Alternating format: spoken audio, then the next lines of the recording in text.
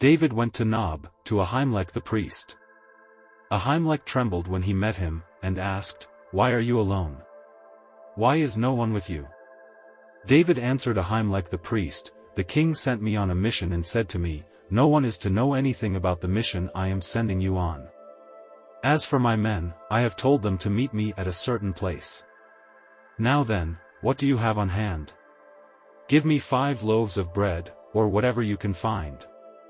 But the priest answered David, "I don't have any ordinary bread on hand, however, there is some consecrated bread here, provided the men have kept themselves from women." David replied, "Indeed women have been kept from us, as usual whenever I set out. The men's bodies are holy even on missions that are not holy. How much more so today?" So the priest gave him the consecrated bread, since there was no bread there except the bread of the presence that had been removed from before the Lord and replaced by hot bread on the day it was taken away. Now one of Saul's servants was there that day, detained before the Lord. He was Doeg the Edomite, Saul's chief shepherd. David asked Ahimelech, "Don't you have a spear or a sword here?" "I haven't brought my sword or any other weapon, because the king's mission was urgent." The priest replied, "The sword of Goliath the Philistine, whom you killed in the valley of Elah, is here. It is wrapped in a cloth behind the ephod. If you want it, take it. There is no sword here but that one." David said, "There is none like it, give it to me." That day David fled from Saul and went to Achish king of Gath. But the servants of Achish said to him, "Isn't this David, the king of the land? Isn't he the one they sing about in their dances? Saul has slain his thousands, and David his tens of thousands." David took these words to heart and was very much afraid of Achish king of Gath. So he pretended to be insane in their presence, and while he was in their hands he acted like a madman, making marks on the doors of the gate and letting saliva run down his beard. Achish said to his servants, "Look at the man. He is insane. Why bring him to me? Am I so short of madmen that you have to bring this fellow here to carry on like this in front of me? Must this man come into my house?" David left Gath and escaped to the cave of Adullam. When his brothers and his father's household heard about it, they went down to him there. All those who were in distress or in debt or discontented gathered around him, and he became their commander. About 400 men were with him. From there David went to Mizpah in Moab and said to the king of Moab, "Would you let my father and mother come and stay with you until I learn what God will do for me?" So he left them with the king of Moab, and they stayed with him as long as David was in the stronghold. But the prophet Gad said to David, "Do not stay in the stronghold. Go into the land of Judah." So David left and went to the forest of Hereth. Now Saul heard that David and his men had been discovered. And Saul was seated, spear in hand, under the tamarisk tree on the hill at Gibeah, with all his officials standing at his side. He said to them, "Listen, men of Benjamin. Will the son of Jesse give all of you fields and vineyards? Will he make all of you commanders of thousands and commanders of hundreds? Is that why you have all conspired against me? No one tells me when my son makes a covenant with the son of Jesse. None of you is concerned about me or tells me that my son has incited my servant to lie in wait for me, as he does today." But Doeg the Edomite, who was standing with Saul's officials, said, "I saw the son of Jesse come to Ahimelech son of Ahitub at Nob. Ahimelech inquired of the Lord for him, he also gave him provisions and the sword of Goliath the Philistine." Then the king sent for the priest Ahimelech son of Ahitub and all the men of his family, who were the priests at Nob, and they all came to the king. Saul said, "Listen now, son of Ahitub." "Yes, my lord," he answered. Saul said to him, "Why have you conspired against me, you and the son of Jesse, giving him bread and a sword and inquiring of God for him, so that he has rebelled against me and lies in wait for me, as he does today?" Ahimelech answered the king, "Who of all your servants is as loyal as David, the king's son-in-law, captain of your bodyguard and highly respected in your household? Was that day the first time I inquired of God for him?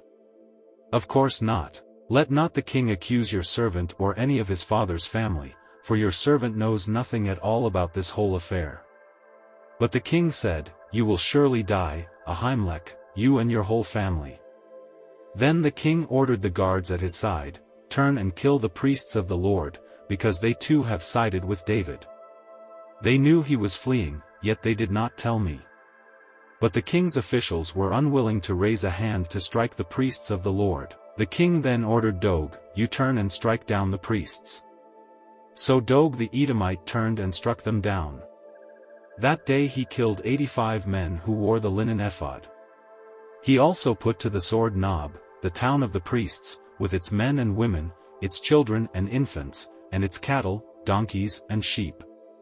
But one son of Ahimelech son of Ahitub, named Abiathar, escaped and fled to join David. He told David that Saul had killed the priests of the Lord.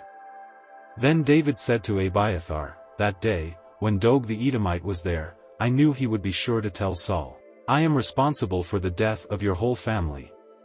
Stay with me, don't be afraid. The man who wants to kill you is trying to kill me too. You will be safe with me.'" When David was told, "Look, the Philistines are fighting against Keilah and are looting the threshing floors," he inquired of the Lord, saying, "Shall I go and attack these Philistines?" The Lord answered him, "Go, attack the Philistines and save Keilah." But David's men said to him, "Here in Judah we are afraid. How much more, then, if we go to Keilah against the Philistine forces?" Once again David inquired of the Lord, and the Lord answered him, "Go down to Keilah, for I am going to give the Philistines into your hand." So David and his men went to Keilah, fought the Philistines and carried off their livestock. He inflicted heavy losses on the Philistines and saved the people of Keilah. Now Abiathar son of Ahimelech had brought the ephod down with him when he fled to David at Keilah. Saul was told that David had gone to Keilah, and he said, "God has delivered him into my hands, for David has imprisoned himself by entering a town with gates and bars." And Saul called up all his forces for battle, to go down to Keilah to besiege David and his men. When David learned that Saul was plotting against him, he said to Abiathar the priest, "Bring the ephod." David said, "Lord, God of Israel, your servant has heard definitely that Saul plans to come to Keilah and destroy the town on account of me. Will the citizens of Keilah surrender me to him? Will Saul come down, as your servant has heard? Lord, God of Israel, tell your servant." And the Lord said, "He will." Again David asked, "Will the citizens of Keilah surrender me and my men to Saul?" And the Lord said, "They will." So David and his men, about 600 in number, left Keilah and kept moving from place to place. When Saul was told that David had escaped from Keilah, he did not go there. David stayed in the wilderness strongholds and in the hills of the desert of Ziph. Day after day Saul searched for him, but God did not give David into his hands. While David was at Horish in the desert of Ziph, he learned that Saul had come out to take his life. And Saul's son Jonathan went to David at Horish and helped him find strength in God. "Don't be afraid," he said. "My father Saul will not lay a hand on you. You will be king over Israel, and I will be second to you. Even my father Saul knows this." The two of them made a covenant before the Lord. Then Jonathan went home, but David remained at Horish. The Ziphites went up to Saul at Gibeah and said, "Is not David hiding among us in the strongholds at Horish, on the hill of Hakilah, south of Jeshimon? Now, your majesty, come down whenever it pleases you to do so, and we will be responsible for giving him into your hands." When David was told, "Look, the Philistines are fighting against Keilah and are looting the threshing floors," he inquired of the Lord, saying, "Shall I go and attack these Philistines?" The Lord answered him, "Go, attack the Philistines and save Keilah."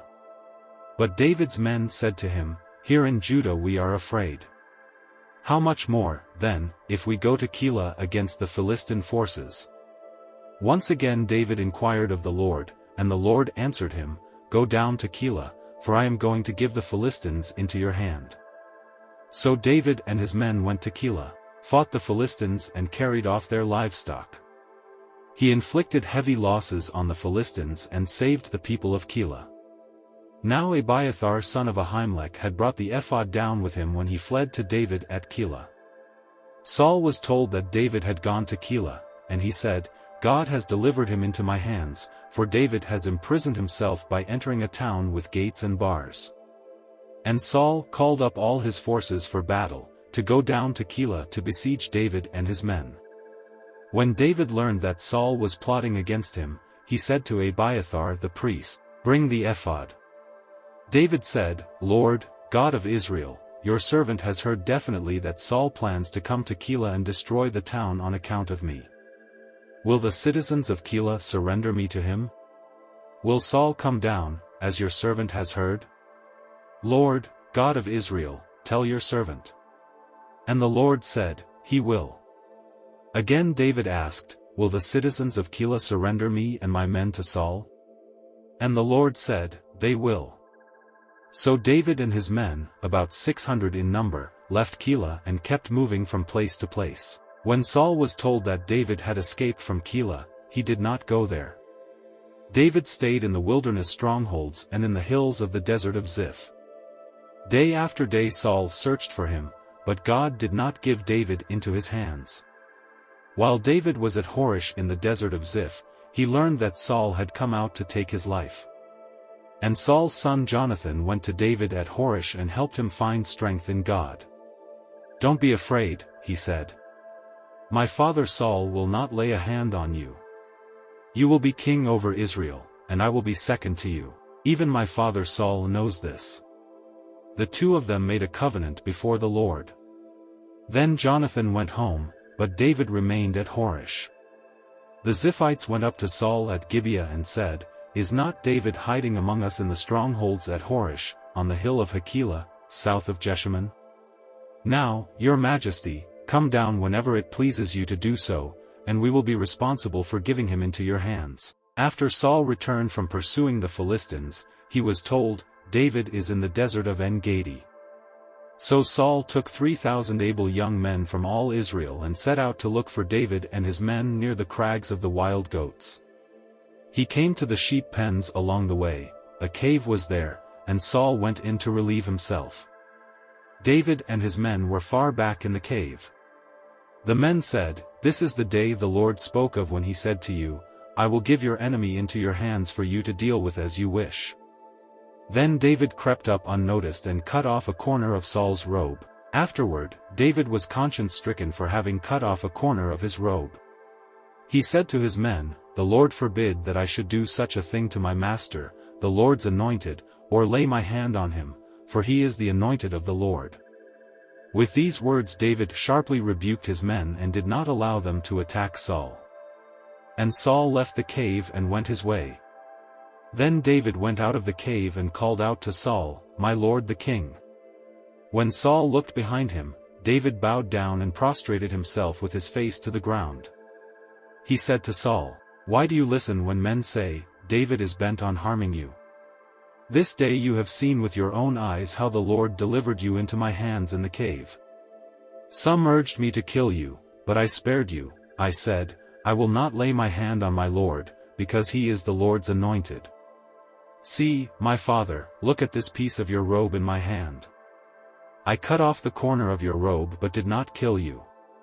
See that there is nothing in my hand to indicate that I am guilty of wrongdoing or rebellion. I have not wronged you, but you are hunting me down to take my life. May the Lord judge between you and me.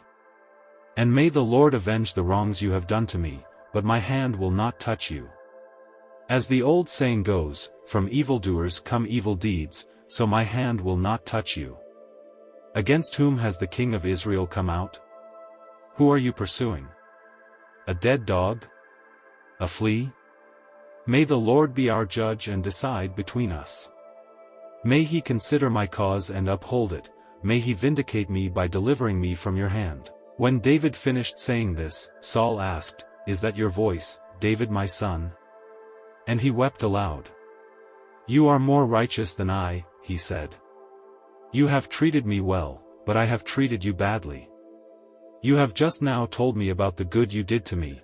The Lord delivered me into your hands, but you did not kill me. When a man finds his enemy, does he let him get away unharmed? May the Lord reward you well for the way you treated me today. I know that you will surely be king and that the kingdom of Israel will be established in your hands. Now swear to me by the Lord that you will not kill off my descendants or wipe out my name from my father's family." So David gave his oath to Saul. Then Saul returned home, but David and his men went up to the stronghold. Now Samuel died, and all Israel assembled and mourned for him, and they buried him at his home in Ramah. Then David moved down into the desert of Paran. A certain man in Maon, who had property there at Carmel, was very wealthy. He had 1,000 goats and 3,000 sheep, which he was shearing in Carmel. His name was Nabal and his wife's name was Abigail. She was an intelligent and beautiful woman, but her husband was surly and mean in his dealings. He was a Calebite. While David was in the wilderness, he heard that Nabal was shearing sheep. So he sent 10 young men and said to them, "Go up to Nabal at Carmel and greet him in my name. Say to him, 'Long life to you. Good health to you and your household. And good health to all that is yours. Now I hear that it is sheep shearing time. When your shepherds were with us, we did not mistreat them, and the whole time they were at Carmel nothing of theirs was missing. Ask your own servants and they will tell you. Therefore be favorable toward my men, since we come at a festive time. Please give your servants and your son David whatever you can find for them.'" When David's men arrived, they gave Nabal this message in David's name. Then they waited. Nabal answered David's servants, "Who is this David? Who is this son of Jesse? Many servants are breaking away from their masters these days. Why should I take my bread and water, and the meat I have slaughtered for my shearers, and give it to men coming from who knows where?" David's men turned around and went back. When they arrived, they reported every word. David said to his men, "Each of you strap on your sword." So they did, and David strapped his on as well. About 400 men went up with David, while 200 stayed with the supplies. One of the servants told Abigail, Nabal's wife, "David sent messengers from the wilderness to give our master his greetings, but he hurled insults at them. Yet these men were very good to us. They did not mistreat us, and the whole time we were out in the fields near them nothing was missing. Night and day they were a wall around us the whole time we were herding our sheep near them. Now think it over and see what you can do, because disaster is hanging over our master and his whole household. He is such a wicked man that no one can talk to him." Abigail acted quickly.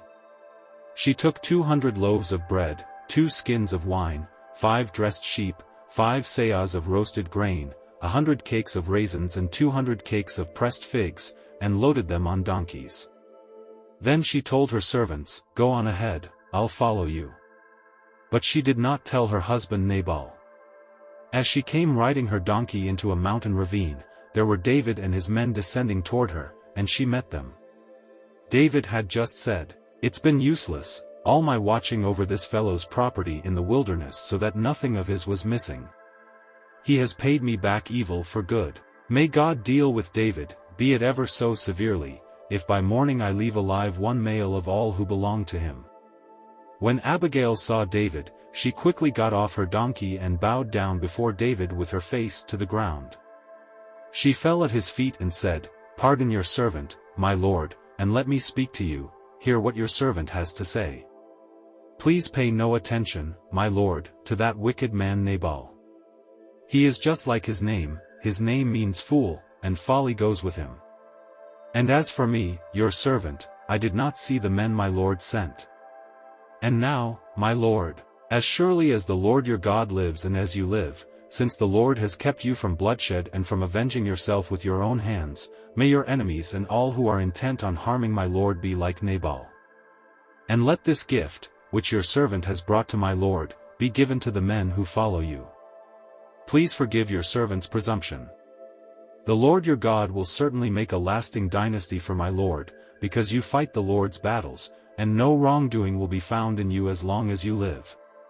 Even though someone is pursuing you to take your life, the life of my lord will be bound securely in the bundle of the living by the Lord your God, but the lives of your enemies he will hurl away as from the pocket of a sling. When the Lord has fulfilled for my lord every good thing he promised concerning him and has appointed him ruler over Israel, my Lord will not have on his conscience the staggering burden of needless bloodshed or of having avenged himself. And when the Lord your God has brought my Lord success, remember your servant." David said to Abigail, "Praise be to the Lord, the God of Israel, who has sent you today to meet me. May you be blessed for your good judgment and for keeping me from bloodshed this day and from avenging myself with my own hands. Otherwise, as surely as the Lord, the God of Israel, lives, who has kept me from harming you, if you had not come quickly to meet me, not one male belonging to Nabal would have been left alive by daybreak." Then David accepted from her hand what she had brought him and said, "Go home in peace. I have heard your words and granted your request." When Abigail went to Nabal, he was in the house holding a banquet like that of a king. He was in high spirits and very drunk. So she told him nothing at all until daybreak. Then in the morning, when Nabal was sober, his wife told him all these things, and his heart failed him and he became like a stone. About 10 days later, the Lord struck Nabal and he died. When David heard that Nabal was dead, he said, "Praise be to the Lord, who has upheld my cause against Nabal for treating me with contempt. He has kept his servant from doing wrong and has brought Nabal's wrongdoing down on his own head." Then David sent word to Abigail, asking her to become his wife.